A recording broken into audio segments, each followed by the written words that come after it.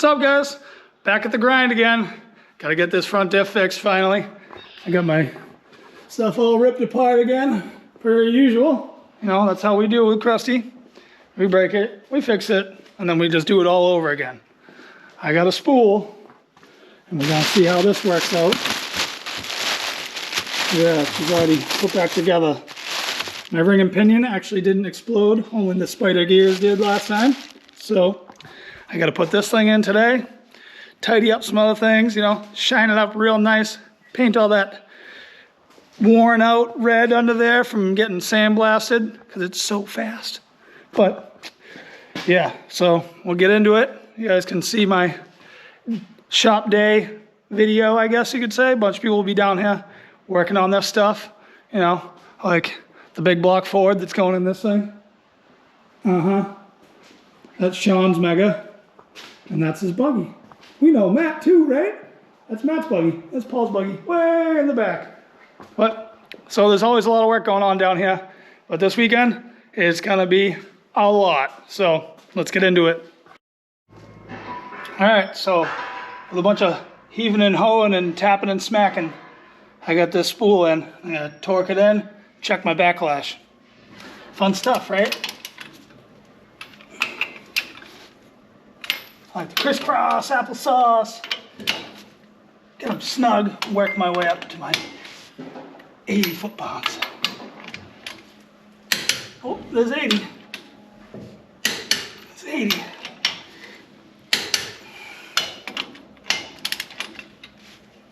There's 80. Well, you can check the backlash and fingers crossed it's pretty good. It feels pretty good. I like to get it as close to zero as possible, but a little is good enough for me because we'll probably blow it up again anyway. So screw it. Let's check the backlash. All right, let's see if I can show you my backlash. Now they call for 6 to 10 on a new setup. My ring and pinion is used. It's only one event. The bearings are used, but they're all in good shape. And I'm cheap and I'm poor, so I'm putting it back together.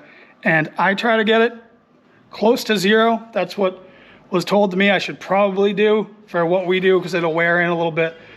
But right now I already got all the shims and stuff and I got it at like 6. So it's closer to that tight side, which I'm happy with. Let's see if I can show you this. Dial indicator in there. Let's see. 0, 5, maybe 4. Oh yeah, you get the idea. It's pretty tight. Just how I like it. Yay! I'm not pulling the carrier out again. That's for sure. That is good enough for me. Put the axles in, cover it up, fill it with fluid, and we'll move on to the next project. Let's see what Sean's doing.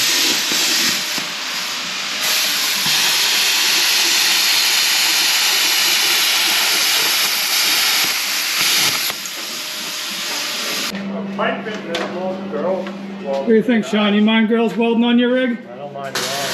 Anything to do with girls. You didn't really have a choice. You welded 2 of his rims. Oh yeah, I remember that. Yep.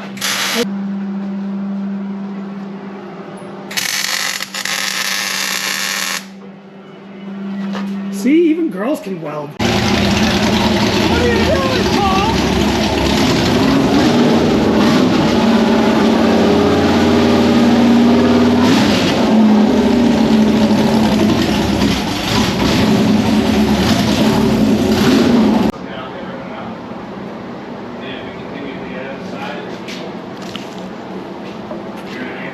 Who's your good boy? So, I got the front diff back together.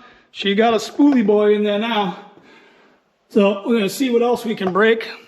I got my spring to-do list to do on this thing. She's a little beat up, needs a bunch of little things.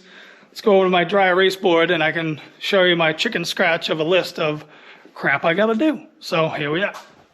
So, caliper, rear brake line fittings, those got torn out at Snowbug.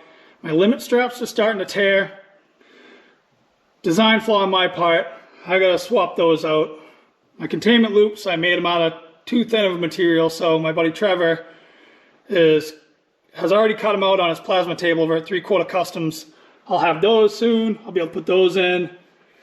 fill my front diff, change the fluids, the trans dipstick tube that's been leaking for like a year. But, you know, just a bunch of little stuff. I'm glad it's not like crazy carnage or whatever, but I'll show you.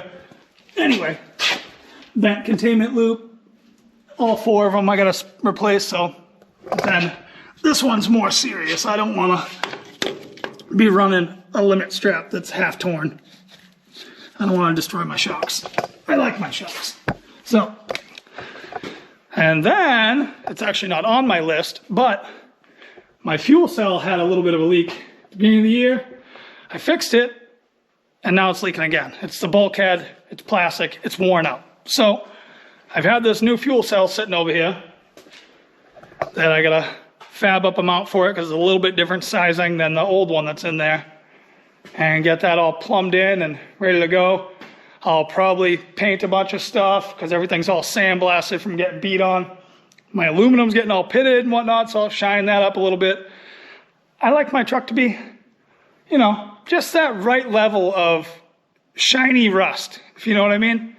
You know, nasty body, solid chassis, I guess you could say. But, so, that's what I'm doing down the shop.